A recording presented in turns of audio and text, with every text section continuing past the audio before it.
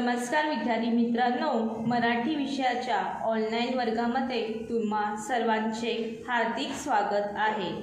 सुलभ भारती म्हणजेच इयत्ता 7वीच्या विद्यार्थी मित्र हो, आता आपण आपल्या मराठीच्या तासाला सुरुवात करूया। आज आपण पृष्ठ क्रमांक 28 मधील कविता क्रमांक 8 शब्दांचे घर त्याचा अभ्यास करणार आहोत। सुरुवातीला काव्य परिचय। शब्दांचे घर ही कल्याण इनामदार लिखित कविता शब्दांचे वेगळेपण, त्याची खासियत आपल्यासमोर घेऊन येते।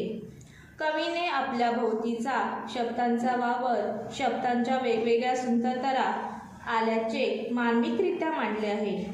आता आपण सुरुवात करूया कविता वाचनाला।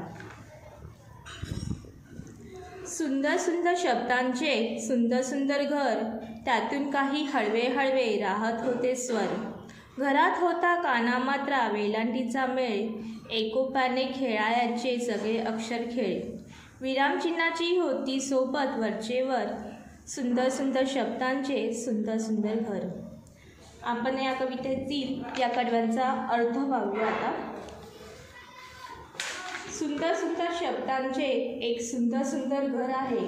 त्या घरात कोमल हळवे स्वर राहतात। या घरात कानामात्रा वेलांटीचा मेळ साधून आलाय। अक्षरे देखील एकजुटीने सुंदर खेळ खेळतात। त्यांना सोबत करणारी विरामचिन्हेही देखील खेळतात। एकजुटीने राहणारे हे सुंदर शब्दांचे सुंदर घर आहे। आता या कवितेतील आपण काही कठीण शब्द व त्याचे मराठी व इंग्रजीतील अनुवाद पाहूया। सुंदर म्हणजेच ब्युटिफुल, होम घर म्हणजे होम।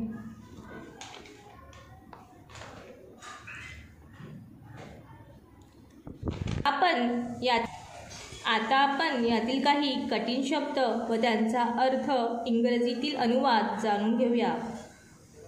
घर म्हणजे होम, सुंदर म्हणजे ब्युटिफुल देखणे, स्वर म्हणजे सूर, त्याला इंग्रजीत ट्यून्स बोलतात। मेळ म्हणजे मिश्रण, त्याला इंग्रजीत हार्मनी म्हणतात। एकोप्याने म्हणजे एकजूट, त्याला इंग्रजीत युनिटी म्हणतात। आता काही कठीण शब्द म्हणजे काना, मात्रा, वेलांटी याच्या काही टिपा आहेत।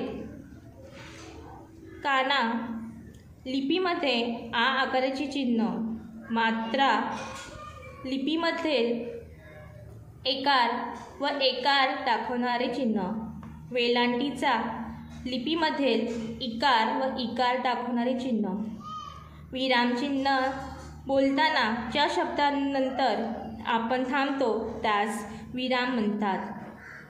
असा विराम दर्शवणारे चिन्ह।